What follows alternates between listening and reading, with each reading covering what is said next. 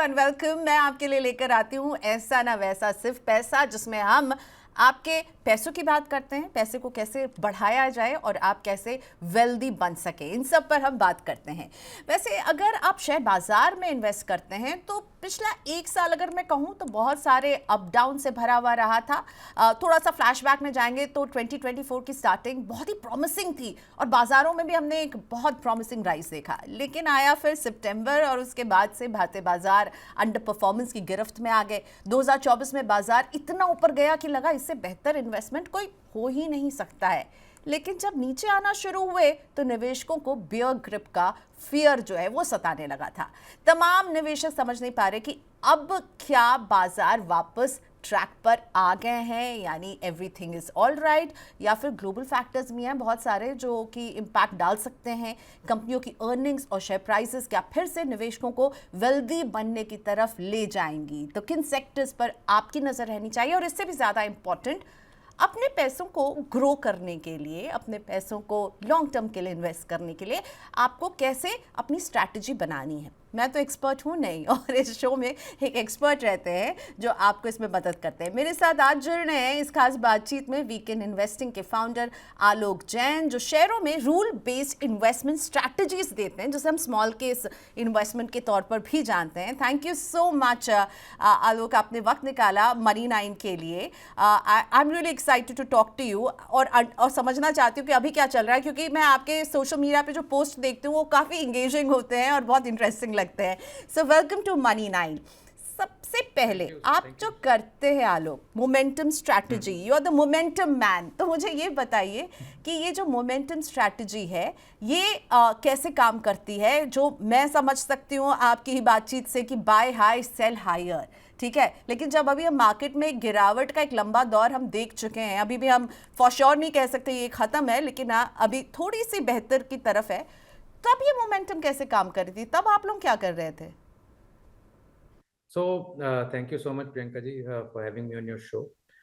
Momentum को अगर मैं थर्ड ग्रेडर की लैंग्वेज में समझाऊं तो we buy what's going up and we sell what's going down. That is the sort of bottom line of momentum investing. Just like any other style of investing, ये depend करता है practitioner के ऊपर कि वो किस तरह से डिफाइन कर रहा है मोमेंटम, किस तरह से अपने एग्जिट्स डिफाइन कर रहा है। तो देयर कुड बी पीपल जो लॉन्ग टर्म मोमेंटम गेम खेल रहे हैं, या देयर कुड बी पीपल जो शॉर्ट टर्म मोमेंटम गेम खेल रहे हैं।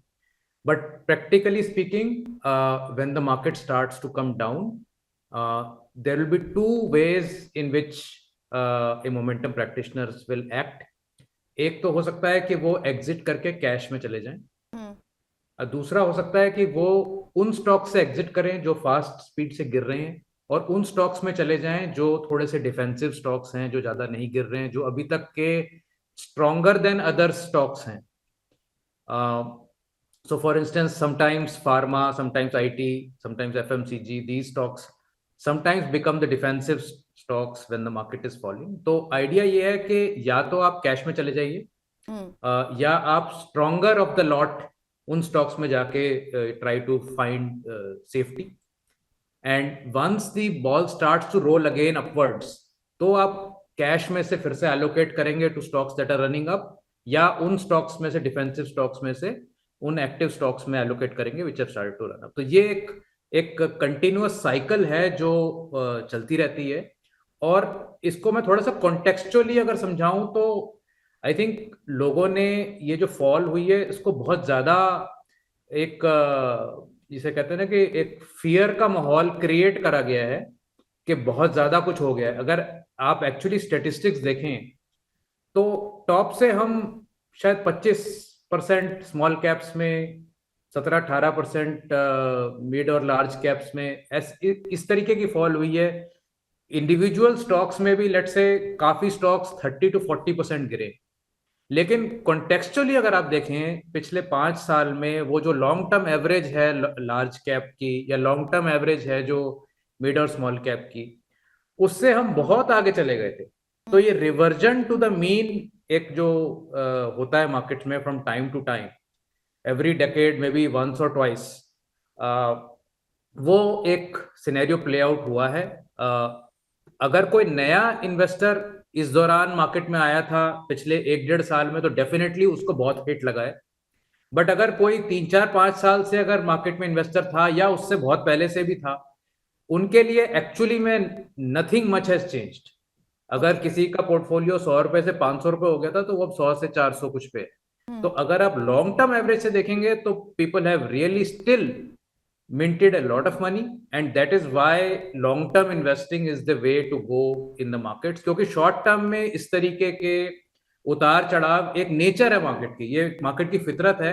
इससे इसको इतना दिल से लगाना कि नहीं नहीं मतलब मार्केट ने तो मेरा सारा पोर्टफोलियो लूट लिया, आई think that is a wrong perception given this context of what we've had in the last many years. Okay so जो वैल्यूएशन को लेकर के जो वरीज थे आलोक, आपको क्या लग रहा है कि वो अब हम अब जहाँ पर अब मार्केट है ये अच्छी जगह है, ये अच्छे लेवल्स हैं, वैल्यूएशन को लेकर के जो चिंताएं थी वो क्या, आपने भी अभी उसका जिक्र किया कि भाई किसी ने अगर 500 बनाया तो वो 400 पर पहुंच गया होगा क्योंकि मार्केट की वैल्यूएशन बहुत हीटेड अप हो गई थी। क्या उसको लेके अब कंफर्टेबल सिचुएशन में है या आपको लग रहा है और करेक्शन हम देखेंगे? देखिए, मैं ये वैल्यू बिजनेस में नहीं पढ़ता हूँ, मेरा पूरा फोकस मोमेंटम की तरफ है। Momentum is based on liquidity that comes in and liquidity that goes out. Valuation का जो हिसाब किताब है वो बहुत सारे लोग उसका हिसाब किताब रखते हैं, लेकिन in a world where we are living, where global money supply is increasing like nobody's business, तो आप ये सोचिए बेस मनी जो है वर्ल्ड में वो बड़ी स्पीड से बढ़ता चला जा रहा है पिछले 1-2 दशकों में। तो अगर मनी सप्लाई बढ़ रही है तो हर चीज ऊपर जाएगी, और आप वो देख रहे हैं गोल्ड जा रहा है ऊपर, रियल एस्टेट ऊपर जा रही है, स्टॉक मार्केट ऊपर जा रही है। तो in reality the value of money is dying, it is going down, but हमें ऐसा लगता है कि बिकॉज 15 साल पहले एक 15 की price earnings was reasonable, so now we should go back to 15. I think that is a myth that we have to come out of, that money supply change हो गई है तो वो मैट्रिक्स भी सारे चेंज हो गए हैं। अब रिलेटिवली एक दूसरे को वैल्यू कर सकते हो कि भाई स्टॉक ए इस वैल्यूएशन पे है, स्टॉक बी इस वैल्यूएशन पे, और दोनों इस रेशियो में चल रहे हैं। लेकिन एब्सोल्यूट बेसिस पे अगर आप कहेंगे कि इसकी 20 की पी हो गई है इसलिए ये महंगा है, वो आई थिंक आज की दुनिया में it makes no sense, because money supply has increased dramatically, and that's what we are seeing global markets में भी। यूएस जिस आज की डेट में जिस वैल्यूएशन पर है वो वही सेम वैल्यूएशन थी जो .com के टाइम पे भी थी, और ऐसे कोई बहुत ज्यादा यूएस स्टॉक्स में given except this magnificent 7 tech stocks, ऐसी कोई बड़ा वहां पर भी नहीं आई है। निफ्टी में भी अगर आप देख लें बहुत बड़े बड़े दिग्गज स्टॉक्स हैं जो पिछले 5-5, 7-7 साल में हार्डली डबल डिजिट ग्रोथ भी नहीं आई होगी उसके अंदर स्टॉक प्राइसेस में। तो कुछ पॉकेट्स हैं मार्केट की, स्पेशली टुवर्ड्स माइक्रो कैप और ये एसएमई स्टॉक्स, जहां पर बहुत फ्रॉथ बन गया था, जहां पर एक ग्रीड साइकिल एक नेक्स्ट लेवल पे चली गई थी। लेकिन ओवरऑल अगर आप देखो लार्जली लार्ज कैप स्पेस वगैरह में कोई ऐसा फ्रॉथ नहीं है, कोई ऐसी मेरे ख्याल से इशू नहीं है। और जहां तक वैल्यूएशन की बात है, वैल्यूएशन अगर अपॉर्चुनिटी लिक्विडिटी को और कहीं नहीं होगी तो भी हाई वैल्यूएशन पे लिक्विडिटी आ जाएगी।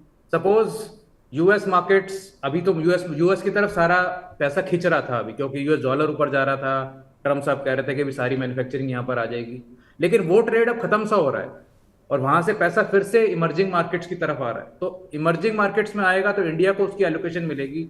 ठीक है, कुछ मैनेजर्स कम लगा देंगे बिकॉज ऑफ वैल्यूएशन और whatever reason, but I don't think valuation is going to stop liquidity from coming to India. और इसका बड़ा जबरदस्त एग्जाम्पल, जापानीज एग्जाम्पल भी है कि लोग कहते हैं कि जापान में बहुत सालों तक 2-3 दशकों तक स्टॉक मार्केट नहीं बढ़ी, लेकिन उससे पहले आप देखें क्या हुआ। उससे पहले जो 70s में शुरू हुआ था टिल 1990, वहां स्टॉक मार्केट 30-40 गुना बढ़ी थी बिफोर दैट इवेंट हैपेंड। तो लिक्विडिटी जब आती है किसी एसेट क्लास में, किसी कंट्री में, तो it can go to any level, there is no limit to it. तो अगर इंडिया एक फास्टेस्ट ग्रोइंग इकोनॉमी है पूरे वर्ल्ड की, और यहाँ पर अगर एफआईआईज को और जगह अपॉर्चुनिटी नहीं दिख रही है, वो आएंगे यहाँ पे रिगार्डलेस ऑफ वैल्यूएशन। तो whether you love it or hate it, you can't ignore Indian markets. Okay, अब मुझे ये बताइए, as a momentum investor, as someone जो कि मोमेंटम की स्ट्रैटेजीज पर बहुत ही आप स्ट्रांगली बिलीव करते हैं, अभी आप क्या वॉच आउट कर रहे हैं? आपके रडार पर क्या है? आप कहाँ वो मोमेंटम वाला एक्शन देख रहे हैं? अभी आपकी स्ट्रैटेजीज आप लोग कैसे दे रहे हैं इन्वेस्टर्स को? हमारी भी, जैसे मैंने पहले बताया, दो तरीके की स्ट्रेटजीज होती हैं। एक जो मार्केट फॉल में कैश में चली जाती है, तो we liquidate and we sit in cash till new opportunity comes, और दूसरी जो रोटेट कर जाती हैं टू स्ट्रॉन्गर स्टॉक्स और डिफेंसिव स्टॉक्स। तो जो स्ट्रेटजीज कैश में जाने वाली स्ट्रेटजीज हैं वो 60-70-80% कैश में बैठी हुई हैं अभी, क्योंकि अपॉर्चुनिटी बहुत कम है। स्पोरेडिक स्टॉक स्पेसिफिक कुछ अपॉर्चुनिटीज रिसेंटली अभी पिछले 1 वीक में भी कुछ आई हैं, बट लार्जली अभी भी आई वुड से कि it is too early to say that the tide has turn. जिन स्ट्रेटजीज के अंदर हम रोटेट करते हैं दूसरे स्टॉक्स के अंदर, उसमें कुछ फार्मा के नाम आए हैं, कुछ एयरलाइंस आए हैं, कुछ न्यू एज कंपनीज उनके स्टॉक्स हैं। तो इस तरीके की रोटेशन वहां हुई है, और अब रिसेंटली इस हफ्ते में कुछ डिफेंस स्टॉक्स भी वापस आए हैं। तो डिपेंड करता है डिजाइन ऑफ द स्ट्रेटजी पे, but the idea is that you will stay with the strength and you will remove the weakness. ठीक है, सो आप जो है न्यू टाइड के साथ रहेंगे। आपने लिखा था कि nothing prepares you better than experiencing a few cycles in the market, यानी जब तक आप मार्केट में साइकिल्स नहीं देखेंगे तब तक आप सीखेंगे नहीं। और आप कितने साइकिल्स अब देख चुके हैं? आई थिंक ऑलमोस्ट आप 30 इयर्स मार्केट में बिता चुके हैं। इस बार की क्या लर्निंग है जो आप निवेशकों को बताना चाहेंगे कि आंखें खोलो, ये है लर्निंग इस बार की? So I have been in the market since 1995, तो आपने बिल्कुल ठीक कहा, 30 साल हो गए हैं, काफ़ी लंबा समय हो गया है। और पहले एक दो साइकिल जो मैंने देखे, एक 95 में, 97 में एक रैली आई थी, फिर 2001 में जो .com क्रैश हुआ, तब तक सिर्फ लर्निंग ही चल रही थी कि ये हो क्या रहा है। इनफैक्ट 2008 वाले में भी काफ़ी लर्निंग्स थी कि जब 4-5 साल मार्केट एक डायरेक्शन में चलती है ना, तो आप एज्यूम करने लग जाते हो कि मार्केट कभी गिर नहीं सकती। और वही हुआ इस बार भी, जब 2025 में जिन लोगों ने रिसेंटली मार्केट को ज्वाइन किया था, लेट्स से 2020 ऑनवर्ड्स, उन्होंने कभी बड़ी मार्केट फॉल देखी ही नहीं अपने इन्वेस्टिंग करियर में। तो ये 30-40% भी उनको बहुत ज़्यादा लग रही थी जो स्टॉक्स में फॉल हुई है, जबकि 2008 में तो Nifty itself was down I think 65-70%, stocks were down 90%। तो अगर आप हिस्ट्री को देखें तो ये फॉल कुछ भी नहीं थी जितनी भी अभी तक हुई है। और एक दो बार जब आप इस तरीके की साइकिल से गुजर जाते हैं तो आपको रियलाइज होता है कि मैं जो कर रहा हूं इसमें मुझे I need to form some framework, some structure. Momentum करें चाहे कोई और भी स्टाइल ऑफ इन्वेस्टिंग करें, लेकिन आपका एक वे ऑफ वर्किंग होना चाहिए। It is like running a business where you have to have rules how you are going to approach the market. जैसे हमारे 4 रूल है, what to buy, when to buy, how much to buy and when to sell। ये 4 rule हमारे हमेशा, हमारी clarity रहती है कि कहीं पर भी अगर हमें एग्जिट है तो पहले से डिफाइंड है। वो हम स्टॉक में खरीद के उसको नहीं सोचते कि अच्छा अब ये स्टॉक हमें कहाँ एग्जिट करना चाहिए, या इसके अब आगे ग्रोथ, हमें इनके प्रोडक्ट्स नज़र आ रहे हैं, इसकी होर्डिंग नज़र आ रही है, तो हमें स्टॉक और अच्छा लगना शुरू हो जाता है, फिर हम उसकी और रिसर्च करते हैं। तो ऐसे नहीं करना चाहिए। आपको एक बड़ा क्लियर कट मिलिट्री लाइक आपको एक अप्रोच करना है मार्केट को, that these are like for instance, एक एग्जांपल मैं देता हूं कि बहुत सारे लोग जो स्टॉक्स खरीदते हैं उनसे उनको बहुत ज़्यादा मतलब एक प्यार हो जाता है उनको कि ये स्टॉक तो मुझे बेचना ही नहीं, ये स्टॉक तो मुझे 20 साल रखना है, इसके कितने बढ़िया प्रोडक्ट्स हैं, इसकी कितनी बढ़िया मैनेजमेंट है, इसकी कितनी बढ़िया हिस्ट्री है। बट आपको you have to get out of all these emotions and see very practically, is this stock making me money? If this stock is not making me money, why am I stuck with this stock? तो आपको stocks को, आपको ऐसा assume करना है कि आप एक बस स्टॉप पे खड़े हो और बसेस आ रही हैं और जा रही हैं, तो जो आपके पास मूविंग बस आ रही है आपने उसमें चढ़ना है, जो बस रुकी पड़ी है वहां पे उसमें नहीं चढ़ना है, चाहे regardless of whatever may be the past experience of its riders. तो the idea is that you invest in what you are seeing and not what you are assuming। तो फॉर इंस्टेंस हम 3 month का quarterly result देखते हैं, अब वो result देखकर लोग खरीद लेते हैं कि भाई ये देखो 3 महीने कितना बढ़िया कंपनी ने परफॉर्म किया है, तो in their mind they are assuming कि अगले 3 महीने 6 महीने भी ऐसा ही रिजल्ट, बम्पर रिजल्ट आएगा, यही ग्रोथ चलेगी, ऐसे ही हम परफॉर्म करेंगे। But that result was a snapshot of the past 3 months. Market आगे के लिए कुछ और ऑलरेडी प्राइस इन कर चुका है। तो अब आप अगर आप गुड न्यूज पढ़ के मार्केट में आते हैं तो normally you are very late. आप बैड न्यूज पढ़कर अगर स्टॉक बेच रहे हैं, you are already almost every time you are late. तो you have to see where the market trend is. आप नैरेटिव को फॉलो कर रहे हो जो मार्केट प्राइस में ऑलरेडी डिस्काउंट हो गया। तो जैसे हम बीबीसी प्रिंसिपल बोलते हैं हमारे वीकेंड इन्वेस्टिंग में कि भाव भगवान है, तो price is God and that is what you are following. Everything is discounted in the price. Don't assume that you know more than the market. That is the big problem of many investors कि वो ये सोचते हैं कि हमें market से ज्यादा पता है। अगर मार्केट में सपोज कोई स्टॉक 20 रुपए का है, वो ये कहते हैं 100 रुपए का होना चाहिए, तो that means you are saying the collective wisdom of the market is wrong, that you probably are seeing something which 10 crore other people are not able to see. इतना ज्यादा मेरे ख्याल से अपने ऊपर ओवर कॉन्फिडेंस नहीं होना चाहिए किसी को। तो if the market is saying the stock is going down, the stock is going down. वो रियलिटी है। वो आप अपने दिल में कुछ भी सोचते रहिए कि मैं से अभी बुक नहीं करूंगा, मैं से 6 साल वेट कर लूंगा, वो सब अब कहानी होती है अपने आप को जस्टिफाई करने की। तो it is a very big behavioural psychological game. It is game of earnings and numbers also, but more than that, I think the investor behavior determines कि आप कितना पैसा कैसे कमाते हैं। Okay, so don't fall in love और prediction नहीं कीजिए। ये मेरी 2 चीज़ें जो आपसे सीख रही हूँ। और मैं वेट कर रही थी कि आप कब यूज करेंगे ये line, what to buy, when to buy, how much to buy and when to sell. तो आप इसको सोचिए कि अगर ये आपके माइंड में इतनी क्लैरिटी हो कि मेरे को ये 4 स्टेप्स हैं और ये मेरे डेफिनेशन है हर चीज की कि ऐसे मुझे एग्जीक्यूट करना है, तो आपको कभी टेंशन ही नहीं होगी। You will not have a sleepless night about your stocks और your portfolio because you have thought about it. It is just like saying कि एक आर्मी वॉर सिचुएशन में गई और उसके पास कोई प्लान ही नहीं था। वो जब एनिमी ने अटैक किया तब वो सोचने बैठे कि अच्छा अब मैं क्या करूं, अब मैं इधर से चला जाऊं या मैं उधर से चला जाऊं। ऐसे थोड़ी होता है। तो ये जो है ना आपका ये जो मैं क्या जुमला नहीं कह सकती हूँ, जुमला कहना भी नहीं चाहती हूँ, ये जो आपके कीवर्ड्स हैं ये मुझे बहुत पसंद है। इन कीवर्ड्स को आप मेरे को, एक इन्वेस्टर जो अभी आपको सुन रहा होगा, उसको आप इन कीवर्ड को इम्प्लीमेंट करने के लिए कुछ हमें टिप्स दे सकते हैं? What to buy, when to buy. आपने कुछ अभी अपने पिछले आंसर में भी इसका कुछ जवाब दिया है, पर मैं अगर आपसे कहूँ शॉर्ट में एक नया इन्वेस्टर, सिंपली एक आपको एग्जांपल दे देता हूँ, उससे क्लियर हो जाएगा कि लेट्स से हम निफ्टी 50 स्टॉक्स लेते हैं। निफ्टी 50 स्टॉक्स में, अब निफ्टी में क्या इशू है, let's understand that for a second. Nifty में प्रॉब्लम यह है कि ठीक है आपने निफ्टी में इन्वेस्ट कर दिया, आपको 11-12% लॉन्ग टर्म में एक रिटर्न आ रही है, लेकिन निफ्टी में 50 स्टॉक हैं। 50 के 50 तो सब हर एक टाइम पे परफॉर्म नहीं कर रहे। उसमें से 20 स्टॉक परफॉर्म कर रहे हैं, 10 स्टॉक शायद कुछ नहीं कर रहे हैं और 20 स्टॉक गिर रहे हैं, right, at any normal, in a normal given year. So if there is 20 stocks which are non-performing, लेकिन जब मैं निफ्टी का कोई ETF लेता हूं या निफ्टी का म्यूचुअल फंड लेता हूं तो मुझे वो 20 स्टॉक भी खरीदने पड़ रहे हैं एक तरह से जबरदस्ती, राइट।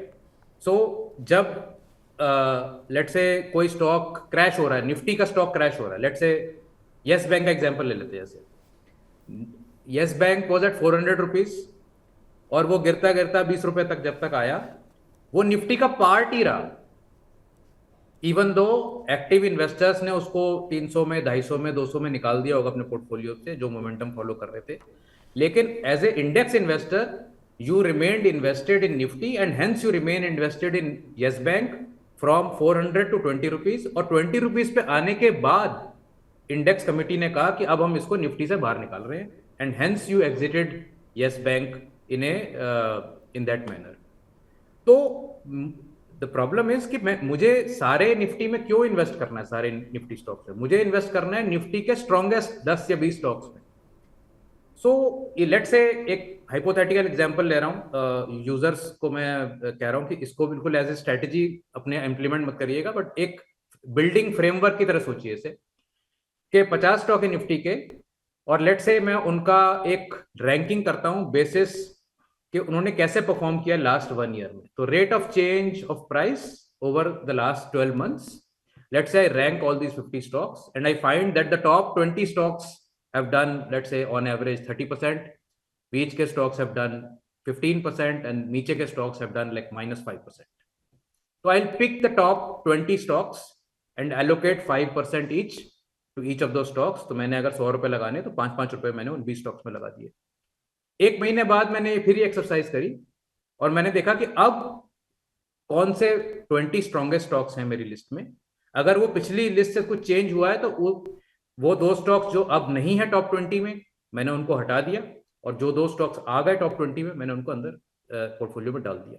तो इससे क्या हो रहा है कि जो आपकी वीकनेस आई उन स्टॉक्स में, वो एग्जिट हो गए आपके, और जो स्ट्रॉन्गर नए स्टॉक्स निकल के आ रहे हैं वो एंटर हो गए आपके पोर्टफोलियो में।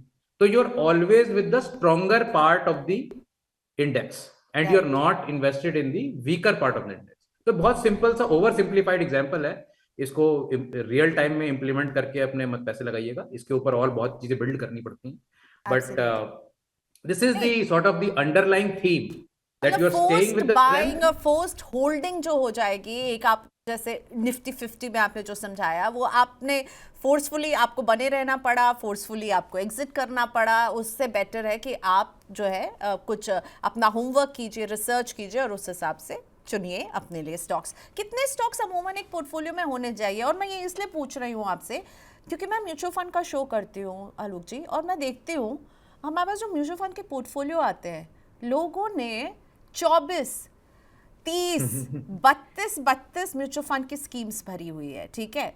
और इसी तरह मैं आपसे पूछ रहा हूँ, तो स्टॉक्स कितने आइडियली होने चाहिए? क्योंकि हमारे एक्सपर्ट जो आते हैं शो में, वो एंड में कहते हैं कि आपके पास जो है ना 5 से 6, ज़्यादा से ज़्यादा 8 भी टू मच है। आपको नहीं चाहिए इतने स्कीम्स, 24, 25, 30, 32। तो how would you react to this? आप ऐसे पोर्टफोलियो से आपका सामना भी होता होगा स्टॉक्स के मामले में? देखिए, म्यूचुअल फंड अगर किसी के पास 32 हैं तो उसने पूरी मार्केट खरीद रखी है basically, because Yes. And overlaps बहुत सारे हैं ऑब्वियसली, बिकॉज 4 उसमें लार्ज कैप वाले फंड्स होंगे, 10 उसमें मिड कैप वाले फंड्स भी होंगे।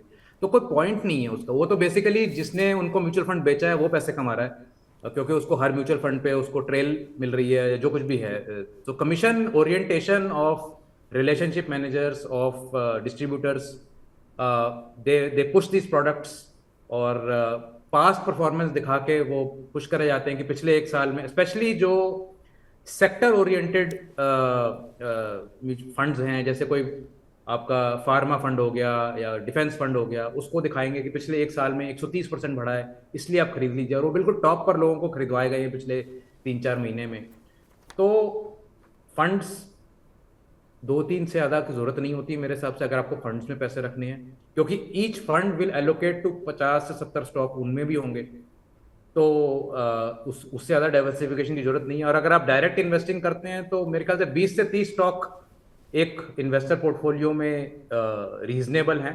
अगर आपको कॉन्सेंट्रेटेड पोर्टफोलियो रखना है तो आप 10 स्टॉक रख लीजिए। अब आपको बहुत एक डाइवर्सिफाइड पोर्टफोलियो रखना है तो आप 40 तक रख लीजिए। डिपेंड करता है कि आप किस तरीके की इन्वेस्टिंग प्रैक्टिस कर रहे हैं। लेट से आप फंडामेंटल इन्वेस्टर हैं और आप डीप वैल्यू ढूंढ रहे हैं तो 30-40 बहुत ज़्यादा हो जाएंगे ट्रैक करने के लिए। लेकिन अगर आप मोमेंटम इन्वेस्टर हैं, जहां पर आप कंपनी की गहराई में नहीं जा रहे हैं, वहां पर 30-40 स्टॉक होना कोई बड़ी बात नहीं है। तो depending upon your style of investing, whether you are doing direct or you are going the mutual fund route, mutual fund में तो सर्टनली 2-3-4 से ज़्यादा तो होने ही नहीं चाहिए। वो डिफरेंट, आप थोड़ी फ्लेवर्स, कोई लार्ज कैप ओरिएंटेशन है या स्मॉल कैप ओरिएंटेशन है, उसमें 2-3-4 में आप कर सकते हैं। मैं उससे ज़्यादा जरूरत नहीं।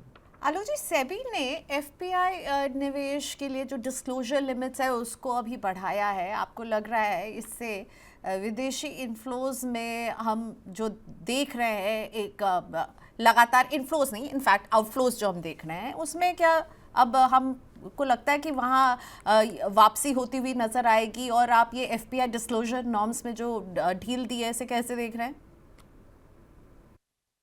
आई थिंक थोड़ा रिलैक्सेशन ऑफ रेगुलेशन तो हमेशा इंडस्ट्री के लिए ठीक रहता है, but I don't think FPIs India में इसलिए इन्वेस्ट करेंगे कि रेगुलेशन लूज हो गया है। मतलब अगर उनको मेरिट दिख रहा होगा यहाँ इन्वेस्ट करने का, तो वो चाहे रेगुलेशन टाइट भी होगा तो भी इन्वेस्ट करेंगे। So serious money, I don't think will stop because of such regulations. But yes, some relaxation potentially can open up some money back somewhere. Yeah. Okay, important date 2 April, ठीक है, reciprocal tariff का ऐलान हो सकता है। हालांकि अभी Trump साहब ने ये भी कहा कि वो कुछ देशों को इसमें रियायत भी दे सकते हैं, लेकिन स्टील और एल्यूमिनियम में हमने अफरा तफरी देख ली है। ये टैरिफ की जो चिंता है, ये कितना इम्पोर्टेंट फैक्टर आप देख रहे हैं मार्केट के लिए? और अभी जो हमें लग रहा है ऑल इज वेल, और आपने भी कहा कि टाइड पूरी तरह से टर्न नहीं हुई है, क्या आप इसको वॉच आउट करेंगे और आपको लग रहा है इसमें चिंता की कोई बात नहीं है? नहीं, हम मार्केट के पीछे पीछे चलने वाले लोगों में से हैं, तो मार्केट जहां जाएगी हमें वैसा ही एक्शन लेना है। प्रिडिक्शन हम करते नहीं, क्योंकि प्रिडिक्शन 99% लोग कर नहीं सकते, and there is no point doing that. But जो टैरिफ वाली बात है, I think it's a big joker in the pack, जो पता नहीं अभी क्या कैसे प्ले आउट होगा।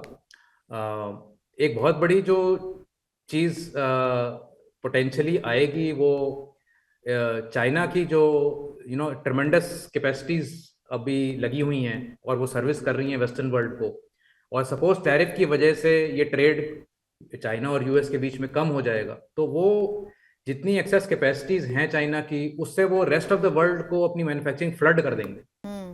किसी ना किसी वे में वो मैन्युफैक्चरिंग उनके डोमेस्टिक यूज के लिए तो है नहीं थी, तो that will probably cause lot of our countries to raise barriers against Chinese imports. तो बहुत ज़्यादा एक खिचड़ी बनने वाली है। I don't think it is going to be easy.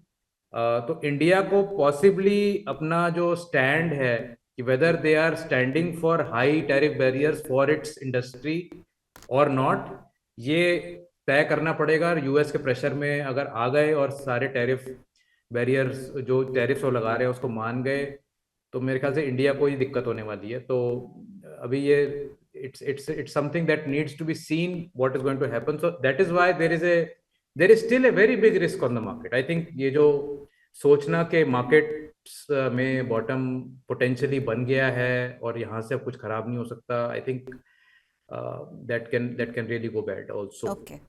सो ऊंट किस करवट पर बैठेगा अभी हमें पता नहीं है, हमें इसको वेट एंड वॉच सिचुएशन है। इन सब में गोल्ड का बहुत फ़ायदा हो रहा है, आप भी इस पर लगातार जो है अपने पोस्ट पे लिख रहे हैं। आपको क्या लग रहा है, इन्वेस्टर्स गोल्ड को ओवरलुक कर रहे हैं क्या, अंडर एलोकेटेड है, और कैसे निवेश किया जाए गोल्ड में? सॉवरेन गोल्ड बॉन्ड को हमने बाय बाय कह दिया, बहुत ही साइलेंटली ऐसे बाय बाय किया कि पता भी नहीं चले कि बाय बाय कर रहे हैं, पर कर दिया bye bye. So gold, what do you feel, आपको क्या लगता है इस एसेट के बारे में? मैं तो 8-9 साल से गोल्ड को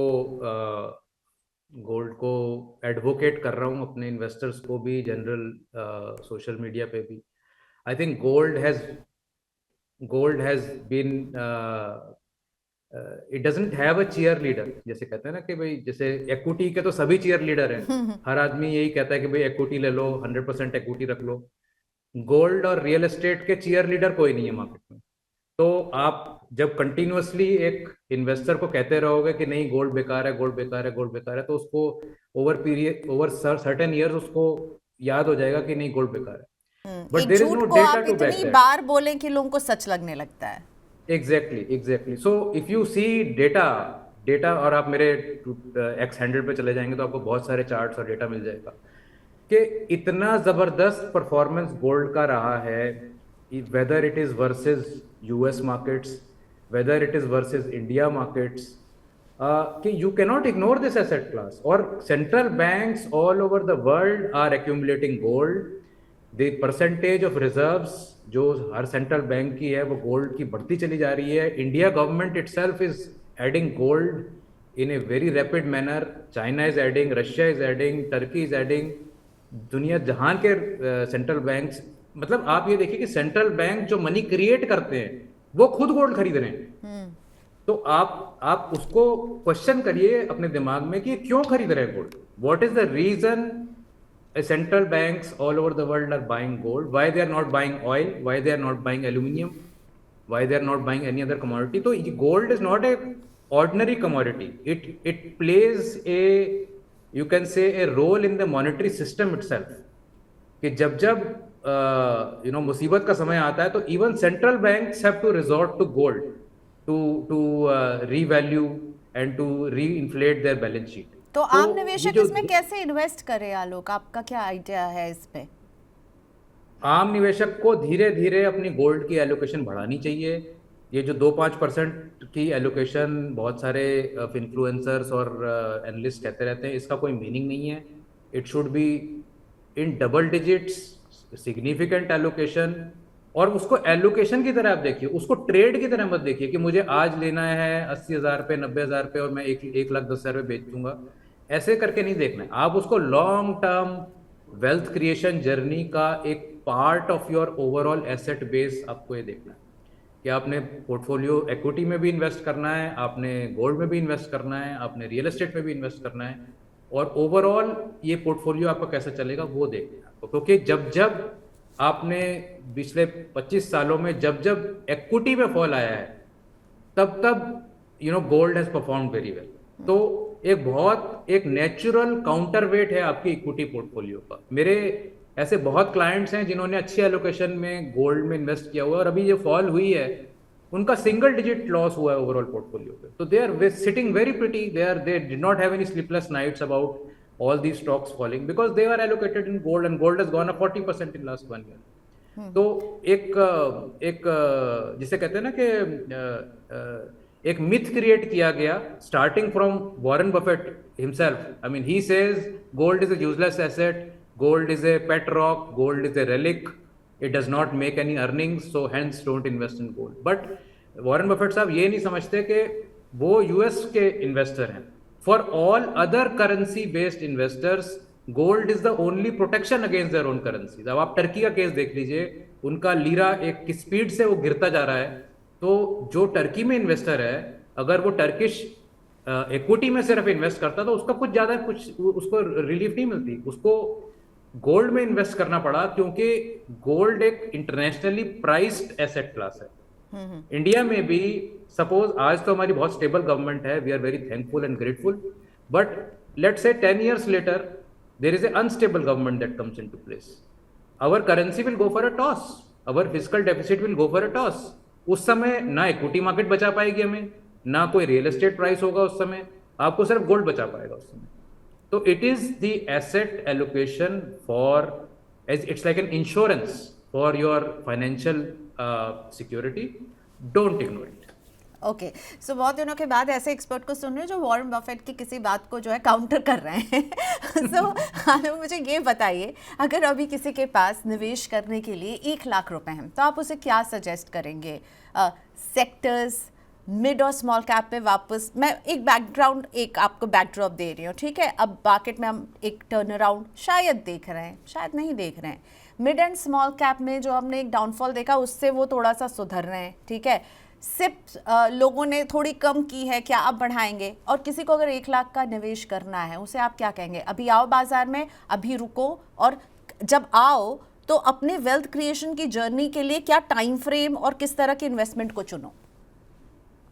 देखिए, ये जो जनरली ये पूछा जाता है ना कि आज 1 लाख है, अब इसका क्या करें, ये एक्चुअली क्वेश्चन थोड़ा सा मेरे हिसाब से is not a fair question, in the sense कि कभी भी ऐसे सिचुएशनल लमसम की बात नहीं करनी चाहिए।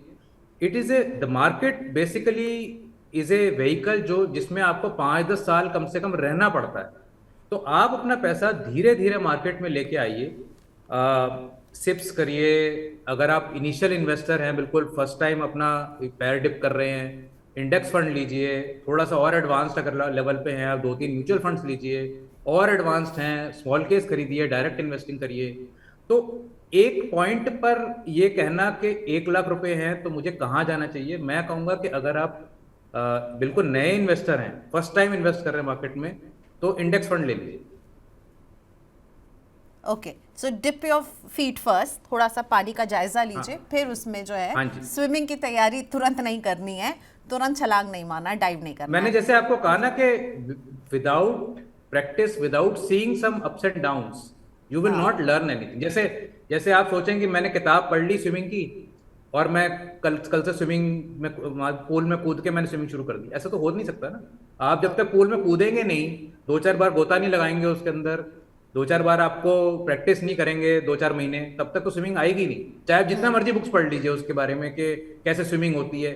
Same is with investing. लोग सोचते हैं कि इन्वेस्टिंग की बुक्स पढ़ पढ़ के हमें इन्वेस्टिंग आ जाएगी, ऐसा नहीं होता है। ओके, अब मैं आपसे पूछना चाहूँगी, मुझे पता आप प्रिडिक्शन नहीं करते हैं, पर आपकी गट फीलिंग क्या है? कौन से वो सेक्टर्स हैं जहां आलोक जैन की नज़र है, मोमेंटम वाले वो सेक्टर्स हैं जो अगले 3 से 5 साल में मल्टी बैगर रिटर्न दे सकते हैं? मैं प्रिडिक्ट करने के लिए नहीं कह रही हूँ, आपकी गट फीलिंग क्या कह रही है, मोमेंटम वाली वो फीलिंग क्या कह रही है आपकी? नहीं, गट फील तो मेरी ये है कि large caps probably will out perform mid cap and small cap space, और विद इन लार्ज कैप भी कंजम्पशन स्टोरी सर्टनली सूनर और लेटर प्ले आउट करेगी, क्योंकि हमारी जो ये पर कैपिटा इनकम ग्रेजुअली बढ़ने का है, overall GDP we have to reach certain figure by 2030। I think that will certainly play out in the consumption part of the market. और इंफ्रा स्पेंडिंग और ये सब जो चल रही है उससे भाई सीमेंट स्टील और ये सब चलना चाहिए, लेकिन the big big elephant in the room is this excess Chinese capacity. I think that can really turn the table for us. तो कहना बड़ा मुश्किल है कि कौन सी सेक्टर्स अगले 3-5 साल में चलेंगे, अगले 3-4-6 महीने का किसी को पता नहीं है। The main advantage of structured strategies जैसे मोमेंटम इन्वेस्टिंग है, उसका मेन एडवांटेज यही है कि आपको पता नहीं है फ्यूचर में क्या होना है, और जो सेक्टर चल रहा होगा आप उसमें पार्टिसिपेट करेंगे। तो नॉर्मली क्या होता है कि आप इन्वेस्टिंग करते हैं, आप एक एक कॉल लेते हैं कि अच्छा मैं डिफेंस सेक्टर पे बुलिश हूं, तो मैं इसमें 3 स्टॉक्स खरीद रहा हूं अभी, बट लेट से डिफेंस नहीं चला अब, यहां से दूसरे सेक्टर चलने शुरू हो गए, तो किस पॉइंट पर आपको अपनी थीसिस चेंज करनी पड़ेगी, किस पॉइंट पर आप एग्जिट करेंगे, वो फिर बड़ा ना मतलब एक तरह से ग्रे एरिया हो जाता है। It is not crystal clear how I am going to exit, how I am going to enter new sectors. When you have a framework of investing, then you know there is no question asked. There is like if this sector is in trend, I am getting into this sector. If this stock is in trend, I am getting into this stock. There is no doubting that fact. So fact based investing versus forecast based investing, ये दो अलग अलग चीजें। मैं ये नहीं कह रहा कि एक बेटर है दूसरे से, लेकिन it depends upon you how you are made up inside as an investor. Are you more geared towards believing facts and following that, or are you more comfortable in forecasting and following that? So I guess मेरी learning है कि moving बस वाली philosophy जो है आलोक जी की, उसे आपको फॉलो करना है, प्रिडिक्शंस पर नहीं फैक्ट्स पर भरोसा कीजिए, जो हम अपने न्यूज़ की दुनिया के लिए भी कहते हैं कि प्रिडिक्शन नहीं, फैक्ट्स पर भरोसा कीजिए, निवेश पर भी वही रूल लागू होगा। Thank you so much Alok, आपने वक्त निकाला मनी 9 के लिए, बहुत अच्छा लगा, बहुत कुछ बातें सीखने को मिली, शुक्रिया आपका। Thank you so much, bye bye. Bye. So Alok Jain थे हमारे साथ, ऐसा ना वैसा सिर्फ पैसा के इस खास एडिशन में। कैसी लगी आपको बातचीत, आपने क्या सीखा, कमेंट बॉक्स में ज़रूर हमें लिख करके बताइएगा, और मनी 9 देखते रहिए।